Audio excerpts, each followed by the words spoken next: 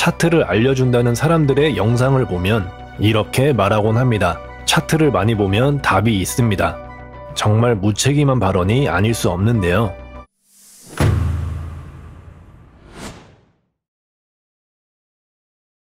안녕하십니까, 장대봉입니다.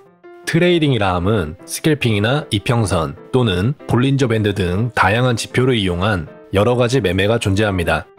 이런 모든 트레이딩 기술을 통합해서 부르는 명칭이 단타와 스윙인데요. 이 영상에서는 여러분들이 안전하게 수익을 내기 위해서 사람의 심리에 맞게 어떤 식의 방법을 주 무기로 써야 하는지 명확하게 제시해드리겠습니다. 단타를 먼저 익혀야 할지 스윙을 먼저 익혀야 할지 본인의 매매 방향성을 잡지 못하셨다면 이 영상을 끝까지 봐주시기 바랍니다. 비트겟 거래소 차트를 자세히 보시면 추세가 길게 터지는 흐름보다 방향성을 정하지 못한 횡보의 흐름이 압도적으로 많습니다. 이 말은 즉 스윙으로 먹을 수 있는 기회보다 단타로 먹을 수 있는 기회가 훨씬 많다는 것인데요.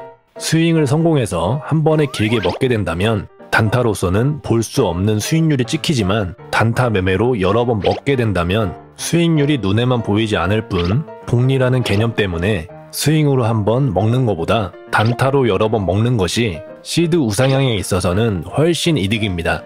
특히나 강제청산 개념이 있는 선물 거래라면 단타를 주 무기로 쓰는 방식이 더 현명할 수밖에 없습니다. 또한 손절에 대한 문제도 있습니다. 트레이딩을 계속 하신다면 반드시 마주칠 수밖에 없는 것이 바로 손절 습관입니다. 특히 본인의 매매가 스윙에 익숙해져 버렸다면 제일 하기 힘든 것이 바로 손절이고, 손절하지 않는 습관이 완전히 몸에 배겼다면 스윙으로 늘렸던 시드는 한순간에 사라지게 될 겁니다. 스윙은 한번 포지션을 잡을 때 많게는 200%, 300%만큼의 수익률을 보기 때문에 수익률에 취해버리면 사람의 심리상 단타의 수익률이 눈에 들어오지도 않습니다. 200%, 300%의 수익률을 보던 사람이 20%, 30%의 수익률을 보면 성에 찰리가 없기 때문인데요. 안 그래도 스윙의 기회가 많지도 않은데 손절 없이 반대 방향으로 포지션을 잡게 된다면 강제 청산은 시간 문제입니다. 그리고 결정적인 요인은 바로 차트 분석에 있습니다.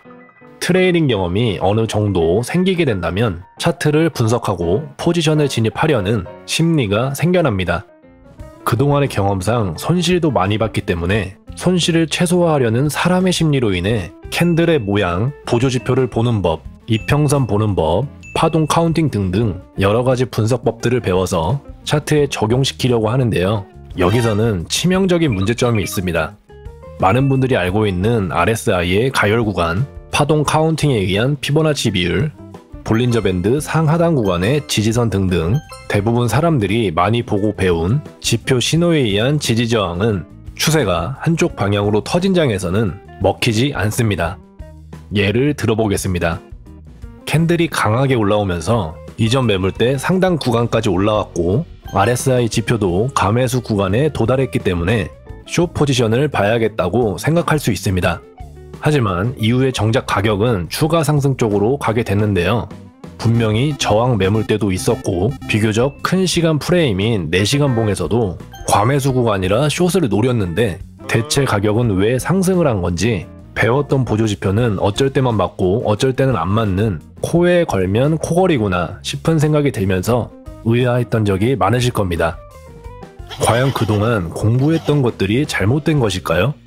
많은 사람들이 알고 있는 보조지표의 가매도 구간은 롱, 과매수 구간은 숏, 볼린저 밴드의 하단에서는 롱, 상단에서는 숏, 이러한 매매 방법들은 전부 추세장이 아닌 횡보장에서 쓰이는 기법들입니다. 맞습니다. 많은 사람들은 횡보장에서나 먹히는 지표 분석들을 추세장에서도 쓰려고 하기 때문에 맞지 않았던 것입니다. 모양이 맞지 않은 곳에 블럭을 넣으려는 것과 같은 것이죠. 많은 사람들이 이런 부분을 몰랐던 것은 다들 지표를 어떻게 보는 건지만 알려줬지 언제 쓰는 건지를 그 누구도 언급하지 않았기 때문입니다. 즉, 여러분들이 이미 알고 있는 매매 기법들을 쓰기 위해서는 단타 위주의 스킬들을 먼저 익혀야 한다는 결론이 나옵니다. 그렇다고 단타만 하고 수익 매매는 버려야 한다는 게 아닙니다. 여기서의 핵심은 블럭을 아무 곳에나 넣지 말고 모양이 맞는 곳에 넣어야 한다는 것, 즉 차트라는 것의 특성상 횡보의 흐름이 대부분이기 때문에 단타를 주 매매 스킬로 사용을 하고 추세장이 나온다면 거기에 맞는 매매법을 사용해야 한다는 것입니다. 대부분의 사람들은 장대 양봉이나 장대 음봉, 큰 추세가 터져서 흐름이 진행될 때 지금 이쯤이면 떨어지지 않을까? 이제는 저항을 받겠지? 이렇게 생각하고 장대봉 흐름이 만들어지는 그 과정 안에서 포지션을 진입하려고 합니다. 그러다가 중간에 애매하게 물려버리는 경우 또는 짧은 시간 내에 강제 청산까지 당하는 경우 정말 많이 봤습니다. 우리는 왜 이런 큰 흐름이 나올 때 역추세를 하려고 하는지 한 번쯤 생각할 필요가 있습니다. 여러 가지 요인이 있을 건데요.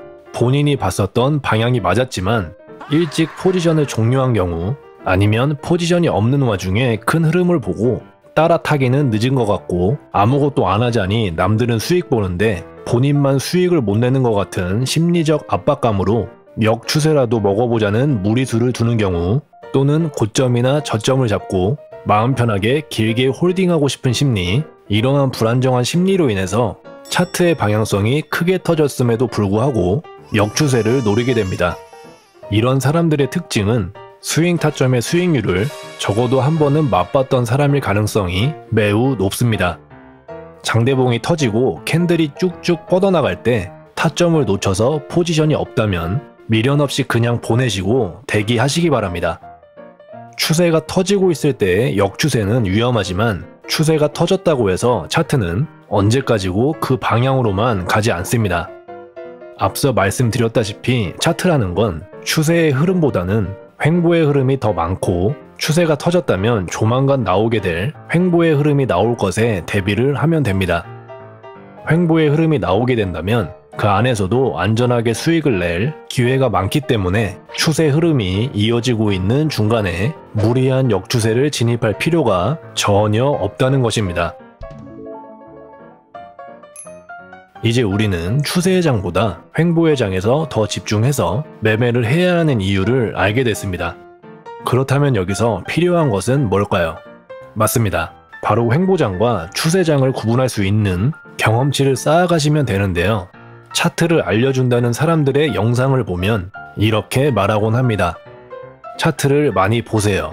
차트를 많이 보면 답이 있습니다.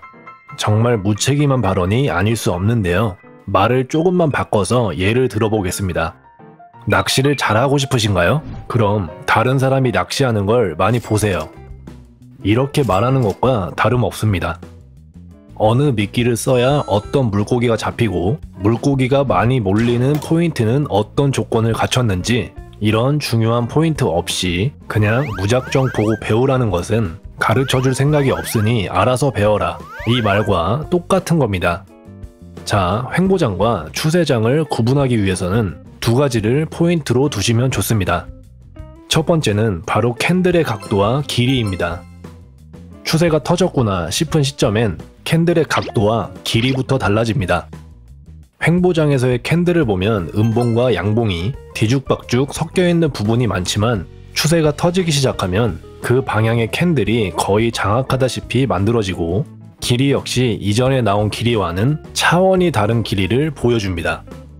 그리고 캔들이 만들어지는 모양을 보시기 바랍니다. 중요한 지지저항 매물대 앞에서 15분봉 캔들이 점점 길어지고 거래량까지 점점 늘어나는데, 중요한 저항 매물대에서 떨어지지 않고 그 근처에서 계속 버티고 있다면 그 매물대는 뚫리겠다라는 시각으로 다시 한번 차트를 많이 봐보시기 바랍니다. 보통 매물대를 확실히 뚫었다고 보는 시점은 4시간봉 캔들이 중요 매물대를 뚫고 캔들 몸통이 안착하는 경우인데요. 4시간봉 시간 프레임까지 기다리기 전에 15분봉 캔들의 이런 움직임들을 관찰해 보시기 바랍니다. 그런 움직임이 매물대를 뚫는 동시에 추세가 터지기 시작하는 시그널일 가능성이 높습니다. 두 번째 포인트는 바로 분석의 무력화입니다. 말이 어려울 수 있지만 쉽게 생각하면 여러분들이 이미 알고 계신 여러가지 지표의 신호들이 전혀 먹히지 않을 때 그때 추세가 터진 걸 의심해 볼 수 있습니다. 이런 대표적인 경우는 보조지표의 가열 구간을 예로 들 수 있지만 그것보다 더 직관적으로 볼 수 있는 것이 바로 채널링입니다.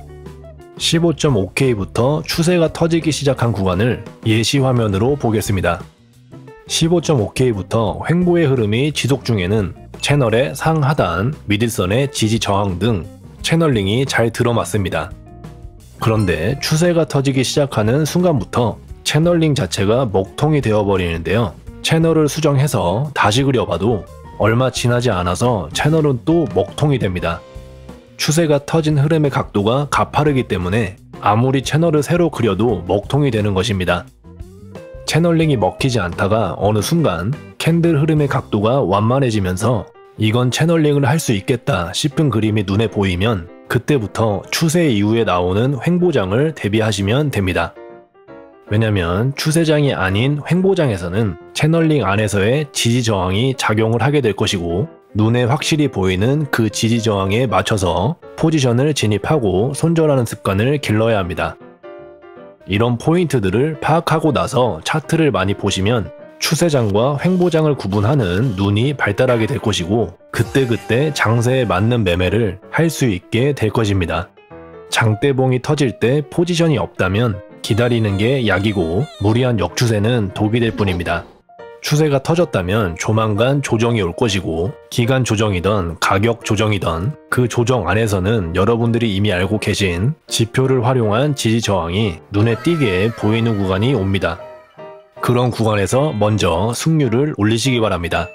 그런 횡보의 흐름을 읽고 대응이 수월해지면 추세장이 터졌을 때의 대응법은 자연스럽게 익히게 될 것입니다. 대부분의 사람들은 횡보장이 지속되면 지루하다고 느끼고 매매를 쉬면서 방향성이 나오길 기다리곤 하는데요. 막상 방향성이 나오면 포지션을 잡지 못해서 또는 반대 방향으로 포지션을 잡고 제발 내 포지션은 살려주길 기도하는 그런 악순환을 반복하는 게 대부분 사람들의 현실입니다. 이런 악순환을 끊기 위해서는 생각을 조금만 바꾸시면 됩니다. 횡보장이라서 지루하다고 느끼는 게 아닌 횡보장이기 때문에 기회라는 것을 말이죠. 영상이 도움이 되셨다면 구독, 좋아요 꼭 눌러주시고요. 선물거래 관심이 있으시다면 장대봉 평생 최대치 할인 링크로 최고의 혜택 받으시면서 선물거래 하시기 바라겠습니다. 그럼 저는 다음 영상에서 찾아뵙겠습니다. 감사합니다.